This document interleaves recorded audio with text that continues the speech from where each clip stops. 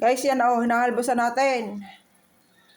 Guys, yan, nahalbusan na natin. Tinapon natin ang tubig. Ngayon, maglalagay ako dito ng suka. Maglagay kayo kung ganong karami. Tinansya ko na lang ito. Tapos, ariho ay bitchin. Yan, bitchin. Maliliit. Isang Knorr cube. Ari po ay asin.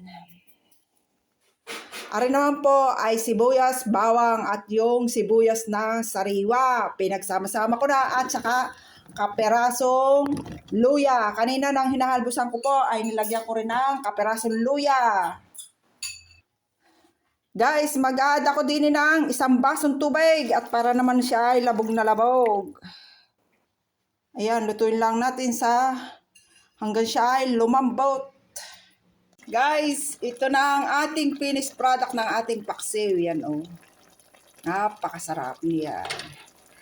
Pampabata. Sabi nga, naglagay tayo tayo ng kaunting toyo.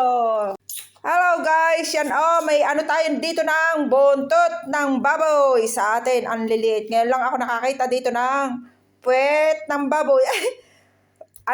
Buntot. Ay, syempre, ay di nakakita, ay di bumili ang inyong inday. At hindi ko lang kung anong luto din ni Mister. Adobo or paksiw. Digat sa atin if ang buntot ng baboy, tawag doon, piniprito agad. Abay, kadami, ilan na rin buntot? 1, 2, 3, 4, 5, 6. Nakabili tayo ng 6 na buntot ng baboy. May kaprasong are. Ayan, anuhin natin ito siguro, papaksiw or ia-adobo, aywan. Sa atin, ito piniprito lang ay. Tapos si Mister naman ay bumili nitong yung natawag doon, buto. At gagawin daw niya may sabaw. Naman yung kay Mister at mahilig to sa mami or lomi. Ay dahil malamig nga ang panahon, ay di naglaga siya. Di ko lang kung lalagyan to ng pasta. Ito.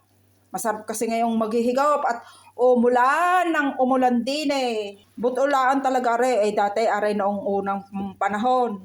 Ay pagkamura-mura. Ay ngayon wari ko 1 euro na rin mahigit. Yung pagganda-ganda ng butot may laman-lamang ganare.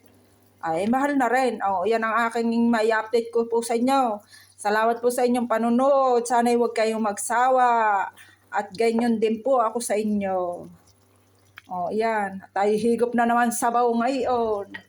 God bless. Bye-bye.